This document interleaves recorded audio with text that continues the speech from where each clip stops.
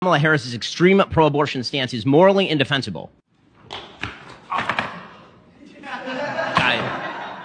Well, okay, we're going to take this chair. Look at that. Hey, Ben. Like a bro, my friend. All right. I'm a transgender man. Okay. I've experienced SA. Okay. And abortion rights affect me directly. So if we're talking about the American dream that you live, why don't I have access to that? Because there's no legislation, in the history of America, that legislates a man's body, so why does mine have to be legislated? I've got a vagina. I'm not interested in what your genitalia are. Clearly you are. I mean, it's all over everything you make, buddy. I'm sorry. I hate to say it to you, but I think you can read on my face that I radically am not. I think you can read on my face that I radically am not. When we're talking about abortion... No, I mean, you can present it here, but in most of the content that you have, you attack my community constantly. And you don't even realize guys like me exist, who actually share a lot of similarities to you and everything, because I'm a married man of 20 years. I got a wife. recognize that you exist. I disagree with your claim that you're a male. So if I was sexually assaulted, right, and I didn't have access to that abortion care, do you believe that I should have carried that child to term because I was sexually assaulted? I mean... No, I just want to make sure that that's what you believe. Because as a transgender man, I have seen your side of the entire political debate, never ever having the conversation of what an American freedom is. Because why am I not allowed to live my American freedom as a man? You know, I mean, you get your choice as a man to live and free and all that. You're really moving around terminology very wildly here. And so are you, because that's the tactics you play in your game. And you've done it the entire time. You jump from one subject to the next. You speak so fast, and I know how you work. So how does it feel to have it in your face? Well, I mean...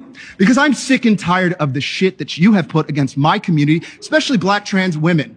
Because you constantly disregard all of our needs and then use us politically as a pawn when we're 1% of the population. Why not focus on the economy itself? All of us are struggling, and you want to focus on trans people. You want to focus on a black woman when this is clearly a glass cliff situation. America's falling apart, and let's give it to a woman right when it's all falling apart, when we'd had, 50 men run it and it looks like shit?